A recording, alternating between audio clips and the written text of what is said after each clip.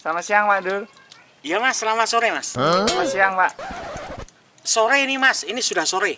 Apa buktinya kalau ini sore, Pak? Sudah tidak siang lagi. Ya kan? Makanya mas, kita punya brain itu harus mikir. Saya ingin bertanya, Pak. Apa? Bagaimana status perang Rusia dan Ukraina ini, Pak? Oh gini. Perang Rusia dan Ukraina ini pemenangnya adalah China mas. Perang ini berlangsung lama ataupun berhenti sekarang, pemenangnya adalah China.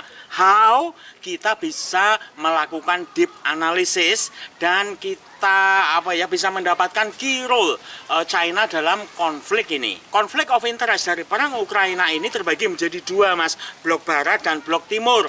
Blok barat itu ada Amerika dan NATO, blok timur itu ada China, Rusia, dan maybe India. Kenapa perang ini terjadi? Ini analisisnya. Old enemy di era Cold War itu Amerika dan Rusia. Pasca Cold War itu Amerika dan China. Amerika tentunya akan berusaha agar China menjadi lemah. How? Ketika konfrontasi langsung terhadap China tidak mungkin dilakukan, maka sahabat dekat China yaitu Rusia harus dilemahkan. Maka The West melakukan provokasi terhadap Rusia mas, dengan men-trigger Ukraina untuk bergabung dengan NATO, yang jelas membuat Rusia meradang dan memutuskan untuk menginvasi Ukraina yang berimbas pada sanksi dan isolasi terhadap Rusia. Inilah mas yang diinginkan oleh The West dan NATO, Rusia melemah. 20 hari sebelum perang, China dan Rusia itu menandatangani kesepakatan no limit relationship.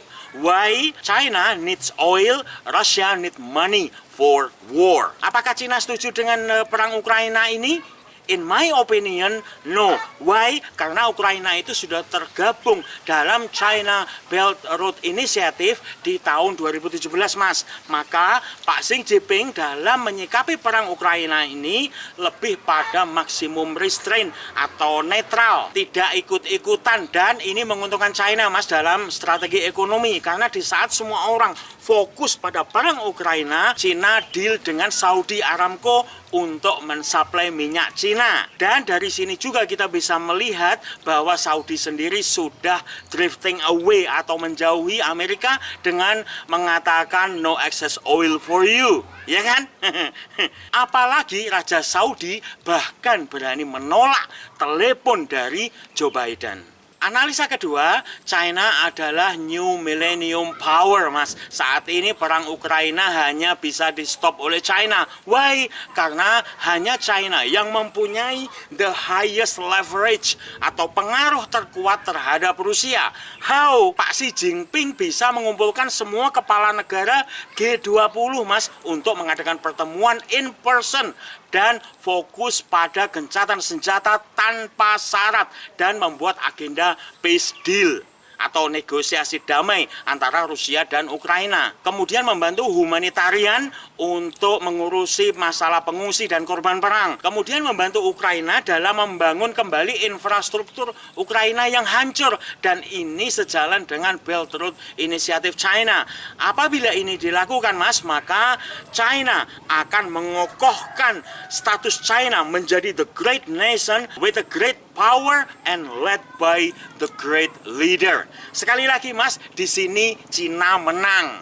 Analisa ini bisa salah, Mas. Yang mempunyai different idea atau pendapat berbeda, silakan tulis di komentar.